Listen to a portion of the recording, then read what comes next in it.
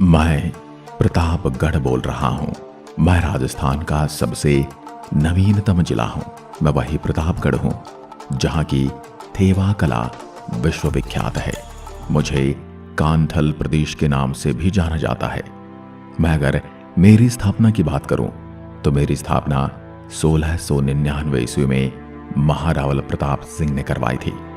स्वतंत्रता के पश्चात मुझे एक स्वतंत्र जिला बनाया गया, लेकिन इसके बाद मुझे 1952 में जिला पुनर्गठन के कारण चित्तौड़गढ़ में शामिल कर दिया गया। फिर आया वो दिन 26 जनवरी 2008 का, जब मुझे पुनः एक पृथक जिला घोषित किया गया। मैं यदि मेरे क्षेत्रफल की बात करूं तो मेरा कुल क्षेत्रफल 4117.36 किलोमीटर है। मेरे 5 उपखंड तथा 5 तहसीलें हैं। 5 उपखंड हैं जिनका नाम प्रतापगढ़, अरनौद, छोटी सादड़ी, धरियावाद और पीपलखंटू है। मुझे वापस से नया जिला बनाया गया।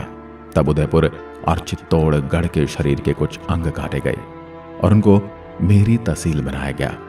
तहसीलों में पहली तहसील है धरियावद, जिसको उदयपुर से तोड़कर बनाया गया।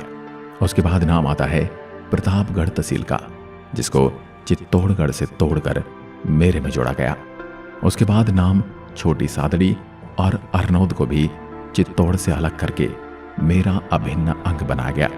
इसके बाद करें पीपलखंटू तहसील की बात तो यह बांसवाड़ा से अलग करके मुझ में जोड़ा गया।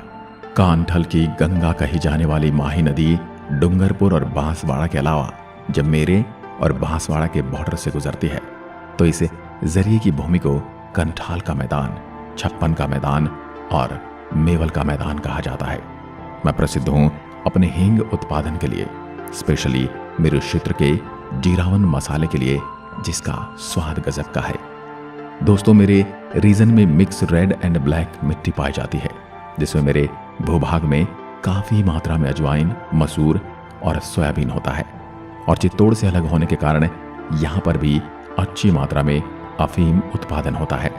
मिनरल्स एरिया कोई खास नहीं है, लेकिन मेरे केसरपुरा में हीरे की खोज की गई है। यहाँ की थेवा कला पूरे विश्व भर में प्रसिद्ध है। थेवा कला एक ऐसी कला है, इसमें कांच पर सोने की कलाकृति या यूं कहें शीशे पर सोने की सूक्ष्म चित्रकला की जाती है। यह चित्रकला मेरे राज सोनी परिवार की बेहतरीन कलाओं में से एक है। माना जाता है कि थेवा कला की शुरुआत नाथू सिंह सोनी ने की थी। वहीं कुछ विद्वानों का मानना है कि रामायण में भगवान शिव को जिन 64 कलाओं का ज्ञाता बताया गया है, उन्हीं में से थवई कला का आज का थेवा आर्ट भी है। मैं यदि मेरे पर्यटन स्थलों की बात करूं तो सबसे पहले चलते हैं मेरे सीता माता वन्य जीव अभ्यारण्य। मेरे सीता माता अभ्यारण्य में बहुत सारे जंगली जानवर एवं जंगल का सुंदर परिदृश्य देखने को मिलता है। यहाँ पहाड़ों के बीच एक कुंड के पास सीता माता का एक छोटा सा मंदिर है। वहीं पास में ही गौमुख से निरंतर जल धाराएं बहती रहती हैं। वो पानी पीने में बड़ा ही स्वादयुक्त और शुद्ध होता है और पास में ही नदियां देखने के लिए मिलती हैं। साथ ही साथ कूच जलकुंड में नहाने का आनंद भी लिया जा सकता है। मेरे सीता माता अभ्यारण्य अपने यहाँ की उड़ने वाली गिलहरी के लिए प्रसिद्ध है। साथ ही है अभ्यारण्य में रामायण कालीन स्थान जहाँ लव कुश ने भगवान हनुमान को बंदी बनाया था, आज भी मेरे इस अभ्यारण्य में देखा जा सकता है। मेरे इस अभ्यारण्य को 1989 में अभ्यारण्य घोषित किया गया था। सीता माता अभ्यारण्य 423 वर्ग किलोमीटर क्षेत्र में फैला हुआ है। यह अभ्यारण्य अरावली, विंध्याचल और मालवा के पठार के बीच में स्थित है। सीता माता अभ्यारण्य चित्तौड़ जिले और उदयपुर जिले में फैला हुआ है। अभ्यारण्य में 300 से ज्यादा जड़ी बूटियों वाले पौधे पाए जाते हैं। इस अभ्यारण्य में आप सड़क माध्यम से पहुंच सकते हैं। अभ्यारण्य में आपको घूमने में काफी आनंद आने वाला है। यहाँ पर आपको बहुत सारे पर्यटन स्थल देखने को मिलते हैं। सीता माता अभ्यारण्य में प्रवेश के लिए शुल्क लिया जाता है। यहाँ पर विदेशी पर्यटकों का 300 रुपए एक पर्यटन का लिया जाता है। भारतीय पर्यटकों का 50 रुपए का पर्यटन शुल्क लिया जाता है। विद्यार्थियों का कम चार्ज लिया जाता है। यहाँ पर आपके 2 पहिया और 4 पहिया वाहन का भी चार्ज लिया जाता है। इस अभ्यारण्य में ठहरने के लिए भी सुविधाएं उपलब्ध हैं। मेरे इस अभ्यारण्य में आने का उचित समय सर्दी का है। वैसे आप गर्मी और वर्षा ऋतु में भी आ सकते हैं, लेकिन घने जंगल में उबड़ खाबड़ रास्ता आपके लिए मुसीबत बन सकता है और आपके लिए रोमांचक भी हो सकता है। मेरे अभयारण्य में आपको बाघ, जंगली बिल्ली, लोमड़ी, हायना, लंगूर, जंगली खरगोश, गीदड़, नीलगाय, नेवला, सिविट आदि देखने को मिलते हैं। अगर आप मेरे शहर की सैर करने आते हैं तो मैं आपको सजेस्ट करूंगा कि आप सर्वप्रथम मेरे अभयारण्य में अवश्य हो आए। मैं प्रतापगढ़ अब आपको दिखाने वाला हूँ मेरा धूनी माता मंदिर। यह मंदिर मेरे शहर का मुख्य आकर्षण केंद्र है। यह मंदिर बांसी से दरियावद आने वाली सड़क पर आता है। यहाँ पर आपको प्राकृतिक छटा देखने को मिलती है। यह मंदिर पहाड़ी के ऊपर बना हुआ है। यहाँ पर आपको एक पवित्र धूनी देखने को मिलती है जो साल भर और 24 घंटे जलती रहती है। आप यहाँ पर आकर इसके दर्शन कर सकते हैं। यहाँ पर आपको पहाड़ की चारों तरफ का सुंदर दृश्य देखने को मिलता है। यहाँ पर आप बहुत अच्छा अनुभव करते हैं। आप यहाँ बरसात के समय आएंगे तो आपको ज्यादा आनंद आएगा। यहाँ पर मेला भी लगता है। यहाँ पर आसपास के ग्रामीण लोग अत्यधिक संख्या में घूमने के लिए आते हैं। मैं प्रतापगढ़ अब आपको दर्शन कराने वाला हूँ मेरी भंवर माता मंदिर का। भंवर माता मंदिर मेरे शहर का प्रसिद्ध मंदिर है। भंवर माता मंदिर मेरी छोटी सादड़ी कस्बे से करीब 3 किलोमीटर दूर है। छोटी सादड़ी प्रतापगढ़ निम्बाहेड़ा मार्ग पर स्थित है। यह जगह नीमच रेलवे स्टेशन से बड़ी ही करीब पड़ती है। यहाँ पर लोग दूर दूर से घूमने के लिए आते हैं। ये जगह मध्य प्रदेश और राजस्थान के लिए एक पवित्र स्थल है।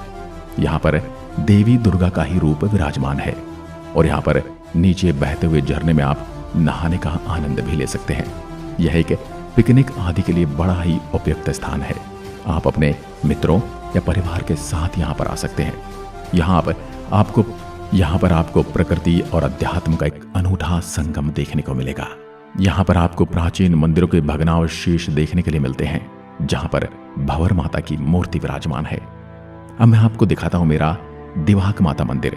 यह मंदिर मेरी जोलर ग्राम पंचायत में स्थित है। यहाँ पर भक्त माता को प्रसन्न करने हेतु हथकड़ियां या बेड़ियां चढ़ाते हैं। यह मंदिर पहाड़ियों के बीच में स्थित लगभग 200 साल पुराना है। माता की प्रतिमा सफेद रंग की बनी हुई है और वस्त्र और फूलों से सुसज्जित है। माता की प्रतिमा के पीछे आपको 9 देवी के दर्शन करने को मिलते हैं। इस जगह के बारे में प्राचीन मान्यताएं हैं कि प्राचीन समय में यहाँ पर जंगल हुआ करता था। घने जंगल में चोर डाकू रहा करते थे। चोर डाकू यहाँ पर माता का आशीर्वाद लेते थे और मन्नतें मांगते थे।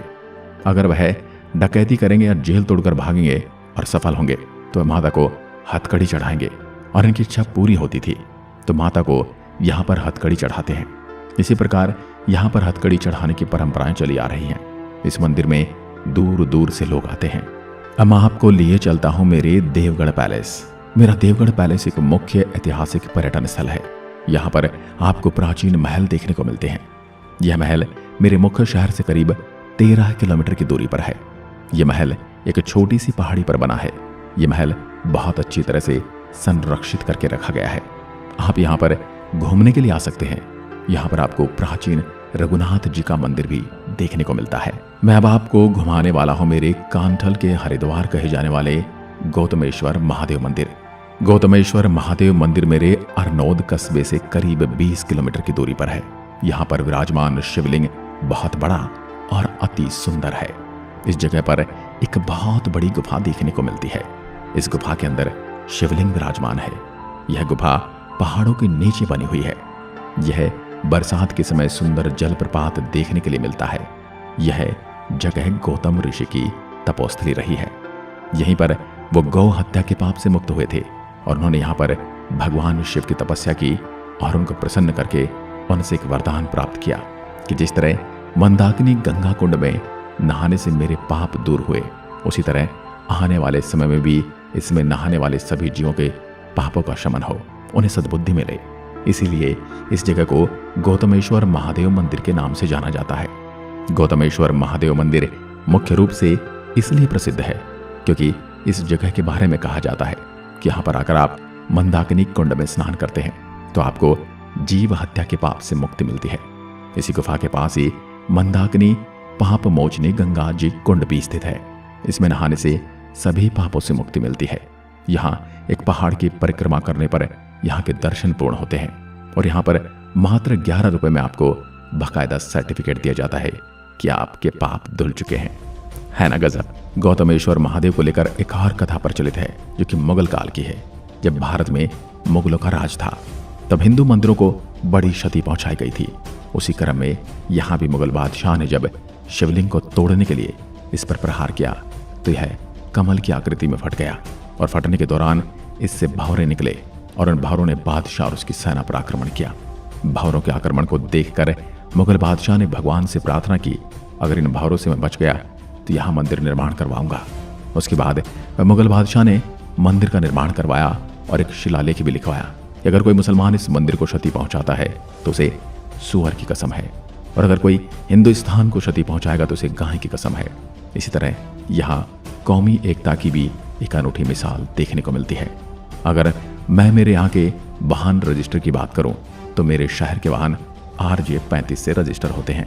मैं प्रतापगढ़। अगर मेरे क्षेत्र की प्रमुख भाषा की बात करूं तो मेरे शहर की मुख्य भाषा मालवी है, जिसे रांगड़ी भी कहा जाता है। अब बात करते हैं जाखम बांध की, जो कि जाखम नदी के ऊपर बना हुआ है। आपको बता दूं, यह जाखम नदी पर बना हुआ है और इसी वजह से इसका नाम जाखम बांध है। यह राजस्थान का सबसे ऊंचा और भारत का तीसरा सबसे ऊंचा बांध है। इसका मुख्य उद्देश्य बिजली उत्पादन और सिंचाई करना है। इस परियोजना से प्रतापगढ़, चित्तौड़ और बांसवाड़ा के आदिवासी किसानों को अति लाभ हुआ है। 31 मीटर भराव क्षमता वाले इस बांध से 28,000 हेक्टेयर सिंचित और 30,000 हेक्टेयर असिंचित क्षेत्र में सिंचाई होती है। जाखम बांध धरियावद से 32 किलोमीटर दूर सीता माता वन्य जीव अभ्यारण्य की सीमाओं में बना हुआ है। बांध तथा उसके आसपास कई ऐसे पर्यटन स्थल हैं जिन्हें विकसित कर दिया जाए तो हजारों पर्यटक साल भर वहां आते रहेंगे। लेकिन विधायक, सांसद तथा जनप्रतिनिधियों की अनुशंसा के बाद भी सीता माता अभ्यारण्य का नेशनल पार्क का दर्जा तो दूर, जाखम बांध के आसपास क्षेत्र में विकास के लिए बजट तक मंजूर नहीं हुआ। ऊंची पहुंच वाले लोगों के लिए अत्याधुनिक रेस्ट हाउस जरूर बन गए हैं, जहां आम लोगों का प्रवेश निषेध है। तो दूसरी भाषा में कह सकते हैं कि आम लोगों के लिए ने कुछ नहीं रखा है। बात करें यहाँ बिजली उत्पादन की तो यहाँ पर 350 मेगावाट बिजली पैदा करने की प्रस्ताव ठंडे बस्ते में जा चुका है। जाखम बांध की 3.25 मीटर ऊंची दीवार है, लेकिन गेट अभी तक नहीं लगा है, वरना 1050 MCFT पानी की बढ़ोतरी होती, जो प्रतापगढ़, चित्तौड़गढ़, उदयपुर के कई छोटे छोटे गांवों में पेयजल आपूर्ति के लिए वरदान सिद्ध होता। मेरे यहाँ पर मुस्लिम समुदाय से जुड़े लोगों के लिए एक दरगाह बनी है, जिसे काका साहब की दरगाह भी कहते हैं। इसे कांठल का ताजमहल कहते हैं, क्योंकि यह दिखने में ताजमहल के समान ही प्रतीत होता है। इसे छोटा ताजमहल कहा जा सकता है। मैं अगर राज्य के प्रमुख शहरों से अपनी दूरी की बात करूं तो मैं प्रतापगढ़, चित्तौड़गढ़ से 110 किलोमीटर, बांसवाड़ा से 87 किलोमीटर, उदयपुर से 165 किलोमीटर, जोधपुर से 435 किलोमीटर और राजधानी जयपुर से 418 किलोमीटर की दूरी पर बसा हूं। यदि आप मुझसे मिलने आने की योजना बना रहे हैं तो मैं आपको बता दूं कि मुझसे मिलने के लिए आप सड़क और वायु मार्ग से आ सकते हैं। रेल मार्ग मेरे यहाँ उपलब्ध नहीं है। अगर आप मुझसे मिलने के लिए सड़क मार्ग से आ रहे हैं तो आपको बता दूं कि राज्य के हर जिले से मैं अच्छी तरह से जुड़ा हुआ हूँ। मेरे तक आने के लिए हर समय बसें तैयार मिलती हैं। अगर आप मुझसे मिलने के लिए वायु मार्ग से आने वाले हैं तो आपको बता दूं मेरा निकटतम हवाई अड्डा डबोक है, जो मुझसे 145 किलोमीटर की दूरी पर है। मैं प्रतापगढ़ आपको मेरे शहर घूमने हेतु आमंत्रित करता हूं। आज की वीडियो में बस इतना ही। धन्यवाद। जय हिंद, जय भारत।